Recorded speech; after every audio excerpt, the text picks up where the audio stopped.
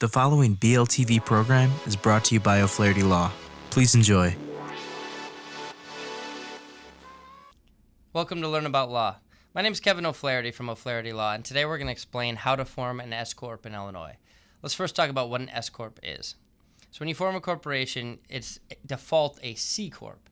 And this is what you think of when you think of Coke or Pepsi or any major publicly traded corporations, or even major corporations that aren't publicly traded. Now, a C-Corp is taxed both on the corporate level on any profits and then on the shareholder level on any distributions to shareholders. So it's really taxed twice. The S-Corp has the advantage of pass-through taxation, meaning it's only taxed on the personal tax returns of the shareholders. So there's a tax advantage to an S-Corp if it makes sense to be one. There's no real difference in liability protection. So both C-Corp shareholders and S-Corp shareholders are protected from personal liability for corporate debts. So if you can be an S-Corp, it's usually a good idea. And the only reason not to be an S-Corp, really, rather than a C-Corp, there's a lot of niche specific reasons, but the main reason is if you, as a shareholder, don't qualify to be a shareholder of an S-Corp. So it's usually closely held corporations, usually shareholders that are all kind of know each other, because only individuals can be shareholders. It can't be a corporation or LLC of any sort. There's not many trusts that can qualify to be owners of an S-Corp. Some do, but a lot don't. And non-resident aliens can't own an S-Corp. Also, S-Corps are limited to 100 shareholders. So if you can qualify as an S-Corp based on your shareholder makeup, it usually makes sense to do so because of the pass-through taxation. Let's now talk about the steps to form an S-Corp. So first you have to choose a name and a registered agent and a principal place of business and file your Articles of Incorporation. You can file your Articles of Incorporation online on the Secretary of State's website, and it usually turns around in about 24 hours. You pay a filing fee, and you have to be prepared to list a principal place of business. It can be somebody's home. A registered agent is the person who is going to receive legal notices on behalf of the corporation. This is often the attorney for the S-Corp or the accountant, but it can be one of the shareholders or directors or officers. And you have to have a name that's not already taken. It's got to have Inc. or Corp. or Corporation in the name, unless you're a professional corporation, at which point it would be PC. But you have to include, you can look on the Secretary of State's website to look at the requirements for what needs to be included in the name, and then you can run a search for corporations or LLCs that might already have that name, so you want to run that search first. Once you have all this information gathered, you can then go ahead and file Articles of Incorporation online with the Secretary of State. You can also send in a form if you'd like.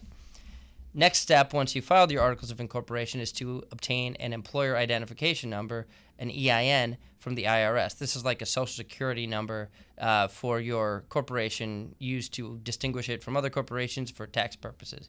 You can also do this online at the IRS website. Once you have an EIN number and Articles of Incorporation, you can then file IRS Form 2553. This is your actual S-Corp election. This is telling the IRS that you want to be treated as an S-Corp. When you file your Articles of Incorporation with the Secretary of State, you're automatically by default starting as a C-Corp. You remain a C-Corp until you actually file this Form 2553. This one can't be automatically done online, but you can find the form online and then mail or fax it in to the IRS. Instructions are on the IRS website, but it's important to know that this is time sensitive. If you don't do this within a specific amount of time, after forming your corporation or after the beginning of a tax year that you want to make this election, then you will be treated as a C-Corp for that tax year. So that's the initial setup, and now we talk about the relations between shareholders. So next you want to prepare your corporate bylaws. This is essentially a partnership agreement between all the shareholders. It lays out the rules of engagement between shareholders, directors, and officers, and how all of their rights with respect to one another. Next, you issue stock certificates to all of the shareholders. This is basically the currency that shows that they own stock in the corporation, and you create a corporate book. A corporate book is as simple as a binder, basically, that houses all of copies of stock certificates. It keeps a record of any stock that's been issued or transferred. All of the meeting minutes for shareholders and directors should be kept in there, as well as Articles of Incorporation and bylaws. Next, you will hold the first meeting of shareholders, and this is a a gathering of shareholders and you want to ratify the bylaws, elect the board of directors, and vote on any necessary matters. If you are a single shareholder, you can do this without actually. You're basically getting a form from your attorney that lays out what needs to be laid out and signing it, because the legal fiction is that you're having a meeting with yourself. Once you've held the first meeting of shareholders, you will hold the first meeting of directors. For small corporations, this can all be done at the same time, and like I said, it can be just as simple as signing forms, laying out what decisions are made. At the first meeting of directors, you will elect your officers, and these are president, vice president, secretary, and treasurer. These are the executives that handle day-to-day matters. The directors basically handle major strategy decisions and bigger decisions, while the president runs the company day-to-day. Once the first meeting of the board of directors is done, your initial setup is complete. All of your meeting minutes, stock certificates, any corporate documents you generate should be kept in the corporate book. But now it's important that you have to continue to follow corporate formalities going forward, and this includes filing an annual report with the Secretary of State and doing annual meeting minutes of shareholders and directors and keeping those in your corporate book.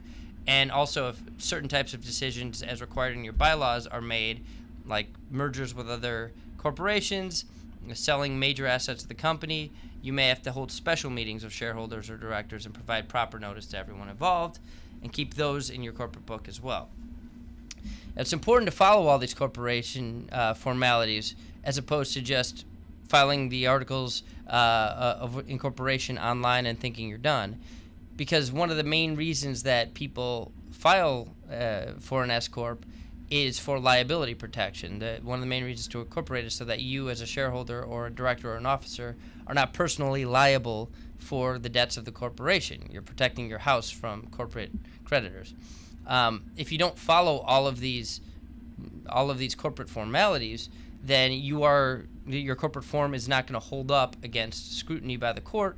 It's going to be considered a sham corporation, and the creditors will be able to do something called pierce the corporate veil and attach liability directly to the shareholders, directors, and officers, which is exactly what you're trying to avoid by forming a corporation. So this is a mistake that a lot of people make when they're doing it on their own online. And that's one of the reasons that you want to probably work with an attorney while setting up a corporation of any sort. You don't have to. You can accomplish all this without an attorney. It's a lot of time and effort to do it right. But an attorney will make sure that all these corporate formalities are followed properly so that you actually retain the liability protection that the corporation is supposed to provide. It's not a good feeling to be in a deposition and the other attorney asks to see your corporate book and it's only containing your articles of incorporation, and they're able to poke holes and get personal liability against you. So having an attorney is important. Also, having an attorney help you is inexpensive. It's not for an attorney that's used to doing this, it's not a very long or elaborate process. It's pretty quick and easy, and it doesn't cost a lot of money to the client. Another reason to work with an attorney is to make sure that you're choosing the most tax-efficient corporate form that's most appropriate for your needs. There's a lot of different ways to set up a corporation, and S-Corp is a great way to do it. You might want to be an LLC taxed as an S-Corp. You might want to be a limited liability partnership, and an attorney can advise you on whether an S-Corp is even the most appropriate thing for you. And it also allows you to establish an ongoing relationship with an attorney for future business issues. And it's a really low stakes way to do so, because it's a very easy thing for an attorney to do. You can determine whether you like that attorney before you have to pay them a lot of money for business litigation down the road. So if you have any questions, you can leave them in the comment section below this post at learn-about-law.com or below the video on our YouTube station. If you found this helpful, please subscribe to us wherever you consume your podcasts on YouTube, or subscribe to our email blast at learn-about-law.com, and either way you'll be notified of our daily article and video posts that we make. If you need some help, give us a call at 630-324-6666. That's 630-324-6666. We offer free consultations in many areas of law. We have offices all around Chicagoland for your convenience. Thank you so much for watching and listening. Thanks so much for watching our video. If you have any questions, feel free to comment below. Click the subscribe button for new videos every week and download and review us on iTunes. Visit learn-about-law.com for other legal-related articles and videos. Visit our business podcast and video blog, seizeyourbusiness.com, and visit Making Real Estate Fun for real estate videos and podcasts. Call us at 630-324-6666 for a free consultation.